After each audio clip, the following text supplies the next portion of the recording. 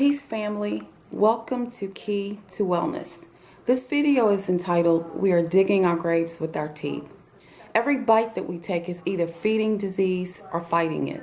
We have an abundance of food, but we're literally starving to death. Good health is a choice, and sickness never happens without a cause.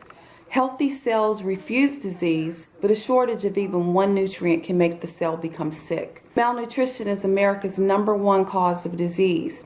The United States spends more on health care than any other nation in the world, yet ranks 37th in overall health quality. The most significant causes of malnutrition, other than commercial farming and distribution techniques, are cooking and processing. In 1940, 10% of our food was processed.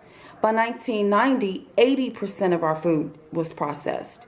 We're 20 years beyond that, so do that math. From 1985 to 2005, there was a 50% decline in food's antioxidant content. NPK, which is a synthetic fertilizer, is added to the soil and it bonds with minerals such as magnesium and pulls them from the already depleted soil. So the end result is we can get our plants to grow bigger and produce more food, but it's an empty harvest. Our food supply has become critically devitalized and demineralized. A well-known biochemist said that in order for us to get the vitamin A we would have gotten out of a peach in 1950, now we'd have to eat approximately 46 peaches. Cooking is the #1 form of processing. The higher the heat and the longer the cooking time, the more nutrients the food loses.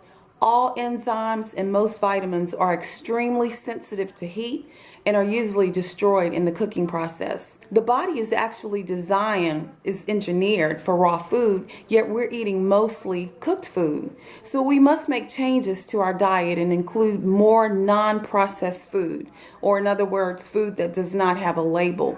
Out of the 4 food groups, if you'll notice, meat is very acidic, dairy is acidic, grains are acidic, and fruit and vegetables are alkaline. Acidity in the body makes the body the breeding ground for all manner of illness. We must stop heating our devitalized food in microwaves, which will destroy any nutrients that may possibly be left in the food.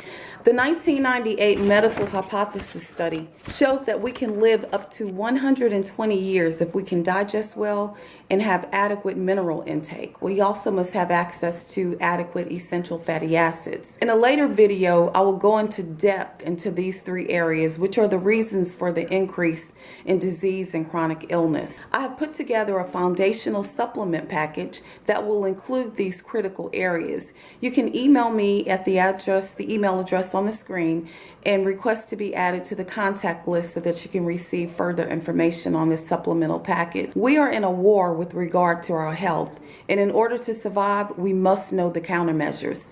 Dietary supplements help to fill in the gaps in nutrition, but they need to be a whole food supplement exquisitely grown without the use of the synthetic fertilizer NPK. I also do not promote or recommend the use of glandulars, which are freeze-dried tablets or capsules containing defatted animal tissues, organs, or glands. And the reason I do not encourage the use of these is because humans have a much higher cell resonance than animals, or vibration. So taking these glandulars can never bring you up to ideal cell resonance.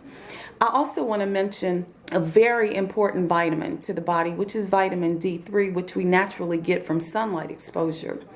If you look at the chart, we get much less synthesis or exposure to the sunlight during the winter months, which makes vitamin D3 supplementation critical during the winter time. Not only does adequate vitamin D3 levels slash the risk of getting cancer by 67%, D3 promotes the production of all 200 different immune compounds that the body makes. D3 must also be present in order for the body to absorb minerals.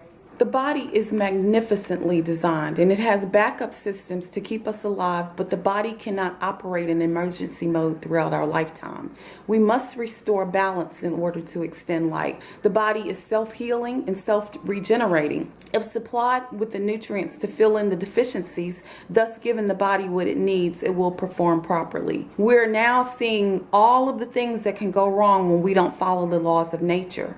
And now what we have is not a healthcare system, system is a system of disease management. Conventional medicine or prescription drugs do not prevent or cure any disease. It manages symptoms without ever getting to the root of the problem. Health is the responsibility of the individual.